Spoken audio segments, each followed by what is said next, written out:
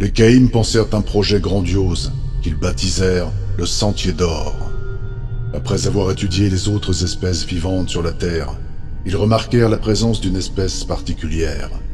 Les membres de cette espèce étaient issus d'une lente évolution depuis les grands primates. Ils étaient habiles, bipèdes, et leur potentiel intellectuel semblait très élevé. Bien que la conscience ne les habitât point encore, ils possédaient en eux une parcelle des champs solaires. Les Caïms décidèrent d'utiliser cette espèce pour maîtriser le K-Soleil.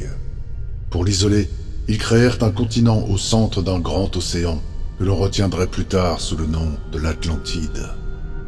Ils transportèrent les membres de l'espèce qu'ils avaient choisis sur ce continent et tentèrent de pénétrer dans leurs esprits. Mais ce fut un échec, car cette espèce, l'humanité, n'en était alors qu'à ses balbutiements.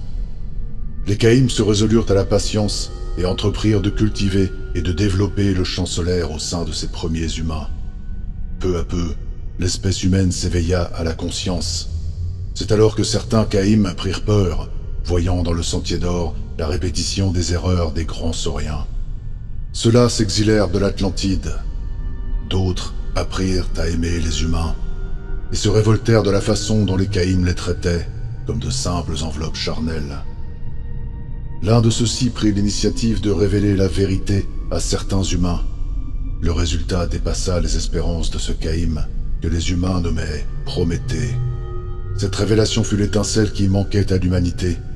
Les humains comprirent l'atrocité de leurs conditions, esclaves des Caïms, dans un paradis qui n'était pas le leur. Certains entreprirent de former des petits groupes partageant la connaissance héritée de Prométhée, fondant les premières sociétés secrètes. C'est alors qu'un événement extraordinaire bouleversa les plans des Caïms. La chute d'une gigantesque météorite près de l'Atlantide. Cette météorite, venue de la lointaine Saturne, qui n'avait alors aucune influence sur la Terre, ouvrit la voie à un nouveau champ magique, destructeur des autres champs, l'oricalque. Grâce aux connaissances que leur avait apportées Prométhée, les humains comprirent l'importance de cet événement et, fabriquant des armes d'oricalque, se révoltèrent contre les Caïms, dissociant nombre d'entre eux. Mais la chute de la météorite eut une autre conséquence, un déluge cataclysmique qui fit sombrer l'Atlantide dans les profondeurs de l'océan. Ce déluge resta à jamais dans la mémoire des humains qui réussirent à fuir et à rejoindre les autres continents avant l'engloutissement total de l'Atlantide.